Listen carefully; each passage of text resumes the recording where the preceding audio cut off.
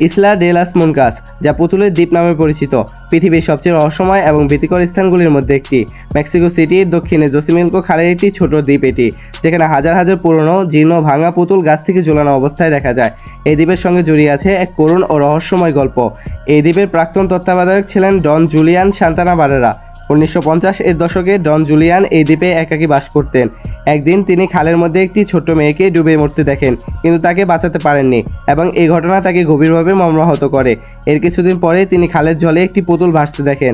তিনি বিশ্বাস করেন যে এই পুতুলটি সেই ডুবে যাওয়া মেয়েটির ছিল। মেয়েটির আত্মাকে শান্ত করার জন্য এবং তার প্রতি শ্রদ্ধা জানাতে তিনি পুতুলটিকে একটি গাছে ঝুলিয়ে দেন। এরপর থেকে ডন জুলিয়ান দাবি করেন যে তিনি দ্বীপের চারপাশে সেই মেয়েটির আত্মার উপস্থিতি অনুভব করতে শুরু করেন। তিনি তার আশেপাশের গাছ থেকে ফিসফিসানি, পদশব্দ এবং কাতরানোর শব্দ শুনতে পেতেন।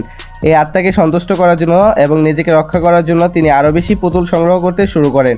তিনি খাল থেকে পরিত্যক্ত পুতুল, ময়লার স্তূপ থেকে কুড়িয়ে পাওয়া পুতুল এবং নিজের বাগানের উৎপাদিত ফসল বিক্রি করে কিনা পুতুল এনে গাছে এবং দ্বীপের চারদিকে ঝুলিয়ে দিতে থাকেন। কিছু পুতুলের হাত পা ভাঙা, কিছু পুতুলের মাথা নেই এবং অনেকগুলোই নোংরা এবং মাকড়সার জালে ঢাকা।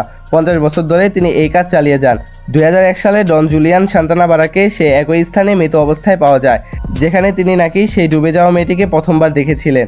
তার পরিবার দাবি করেন যে তিনি হয়তো মদ্যপ অবস্থায় ছিলেন বা হৃদরোগে আক্রান্ত ছিলেন, কিন্তু এই ঘটনা দ্বীপের রহস্যকে আরও বাড়িয়ে দেয়। ডন জুলিয়ানের মৃত্যুর পর এই দ্বীপটি একটি জনপ্রিয় পর্যটক কেন্দ্রে পরিণত হয়েছে। দর্শনার্থীরা নিজেদের পুতুলও নিয়ে আসে এবং দ্বীপের গাছে ঝুলিয়ে দেয়, যা পুতুলের সংখ্যাকে আরও বাড়িয়ে দিয়েছে। দ্বীপের চারপাশে প্রাচীন জীর্ণ ভাঙা পুতুলগুলির দৃশ্য সত্যিই ভীতিকর। পুতুলগুলি বাতাসে ঝুলতে থাকে এবং তাদের নির্জীব চোখ যেন পর্যটকদেরকে অনুসরণ করে। অনেক পর্যটক দাবি করেন যে তারা পুতুলগুলির ফিসফিসানি শব্দ শুনতে পান, তাদের চোখ নড়াচড়া করতে দেখেন এবং পুতুলগুলি একে অপরের সাথে কথা বলছে মনে করে।